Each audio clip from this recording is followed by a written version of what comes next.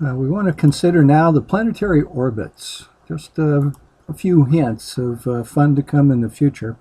So this animated graphic shows the solar system, the inner solar system, Mars and closer, being viewed right there. Might have been a gas giant planet, just went out of the field of view, but basically would look the same if this did go all the way out to Neptune. So we have the planets orbiting more or less in a plane, pretty close to a flat plane. The sun at the center, and the planets orbiting around. We're looking edge on to the solar system. The planets do not move around in some kind of random fashion.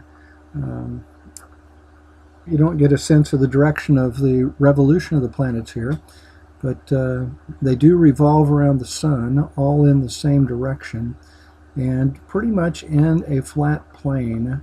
We'll explore that more when we talk about other solar systems and the formation of our solar system. From the top view, we don't have a big spider web in the solar system, but it's just kind of a grid that could be used for measuring angles. We're not going to do that, and measuring distances from the sun. Which planet do you think is Mercury? Mercury is our innermost planet, closest to the sun, and experiences the strongest gravitational pull in terms of acceleration as it moves around the sun. Venus, next planet out, the blue line tracking around the orbit of the Earth, and then Mars, about 1.5 times the distance from the Earth to the sun. We have Mars. So the planets have their orbits. Can you, and this takes a little stretch here, but can you imagine riding on the Earth and watching the planets and the sky? We have constellations, much, much, much further away than Mars, but we have the constellations. The constellations more or less are fixed stars over 1,000 years, but for the situation of the planets, they move against the star field. The planets are in different constellations in different months, and sometimes not taking that long for, say, example, Mercury. But we have the fact that the planets move. That actually created the word planet. To the Greeks, the planets were the wandering stars. The wandering stars. They were not fixed in the constellation. They were strange objects to astronomers 2,000 years ago.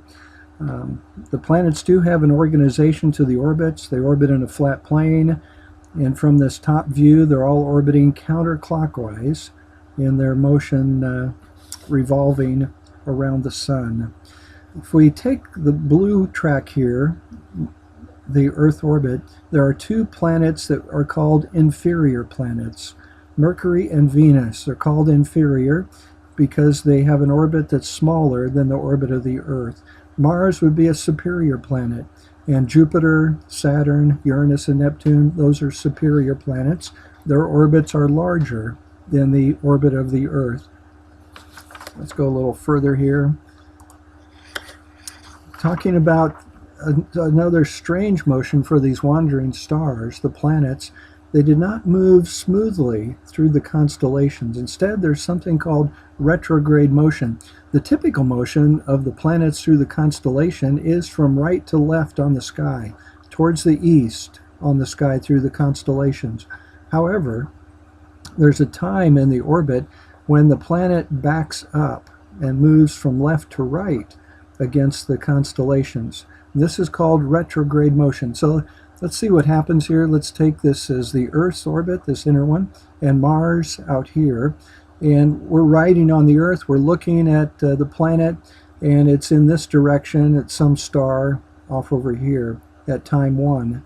At time 2, here's the Earth, and here's Mars, and the planet is seen against a different star over here to the east, to the left on the sky. And then at time 3, the planet has backed up. The planet used to be against this star. Now it's to the right of that star. It's to the west on the sky. This is the retrograde motion. The retrograde motion. And then at time 4, similar, we're still retrograde. We see the planet against the stars over here. to the right on the sky of where it was at time 3. That's retrograde motion. And then at time 5, the planet is zipped out again to this star. It's resumed its normal motion. Retrograde motion is somewhat of an optical illusion. The planets maintain their regular movement around the sun, but the Earth is moving faster. There's greater gravitational acceleration because the Earth is closer to the sun. The Earth moves faster in its orbit than Mars. So it's kind of like the inside track of a racetrack. We get higher speeds here. If the runner has a shorter distance to go.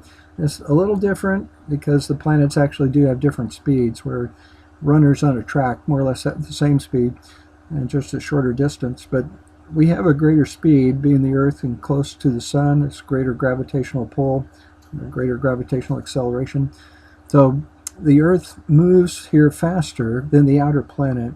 From our point of view, the planet backs up on the sky, undergoes this retrograde motion from left to right on the sky.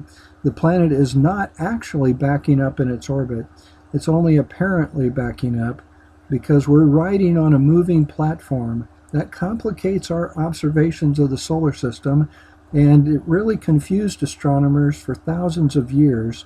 And various models were proposed, but a good understanding didn't come until the early 1600s as to what's happening with the orbits of the planets. Here's an example of the retrograde motion from 2003 for Mars.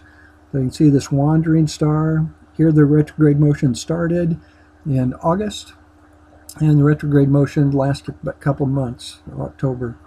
So Mars coming across Aquarius, and for a couple months in retrograde motion, backing up, and then resumes the normal off to the left motion.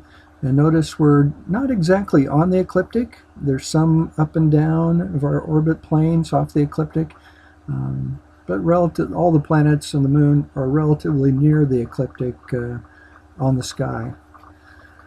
So that's the end of this PowerPoint, but I want to go ahead and talk a little bit about how far away the planets can be from the sun from our point of view, taking the example of Venus.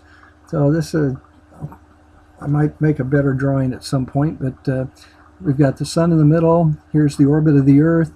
Of course, the Earth is in motion and Venus is in motion, but let's just take the simplified picture here of anchoring our drawing, the Sun-Earth line being kind of an anchor. So in actuality, the Earth is moving, but we're going to try to uncomplicate the motion by, on my drawing here, just putting the Earth at one position. So it's not a trick. It's just a little easier way to analyze the situation. If I didn't do this, then there'd be lots of lines cluttering up the diagram. So Venus moving around the sun, how far away from the sun on the sky can Venus achieve? Well, Venus is an inferior planet, and consequently Venus can never get back outside the Earth orbit. And Venus is never going to be 90 degrees away from the sun on the sky. In fact, Venus is limited to about 45 degrees as to how far Venus is away from the sun. So if you imagine standing on the Earth, maybe right up here, and it's sunset, the sun is off to the west, off to your right, if you're standing on the Earth at the top of this drawing circle of the Earth. But we see the sun off to the right. Venus is to the left of the sun. Will we see Venus in the evening or the morning when Venus is at this top of the diagram? And the answer is evening. The sun is going to set first, and then Venus, some hours later, will set, roughly 3 hours. If Venus is off to the right of the sun, then Venus is a morning object. It rises before the sun rises. But notice, just taking a look at Venus at all these possible positions or in its orbit around the sun, if you consider Venus at some of these other circles that don't have the lines drawn to them, the angle between the sun line, Earth to sun, and the line from Earth to Venus is smaller for all these other circles. The largest angle here, and it's called elongation, the greatest elongation of Venus, is just when this line Earth to Venus just grazes Venus orbit. And it's about 45 degrees is that maximum angle. So will you ever see Venus at midnight? Is Venus ever above the horizon at midnight? Well, at midnight, the sun would be out here giving the right side of the Earth in this drawing daylight. Midnight would be off to the left of the Earth, and that would require Venus to be over in this part of the sky, left of the Earth on this drawing. That will never happen. You will never see Venus at midnight. Venus is either an evening star, if it's in this configuration above the Sun-Earth line, or a morning star if it's to the right of the sun. As we look at the sun, it would rise before the sun. So just a little consideration there. The inferior planets are restricted in how far they move away from the sun. So again, that complicated astronomers trying to understand the motion of these planets, these wandering stars. But there is a physical reason why Venus and Mercury never get very far away from the sun. They're inferior planets. From our point of view, their angle away from the sun is limited. So hope you keep reading and asking questions. That's where we're going to stop this particular video.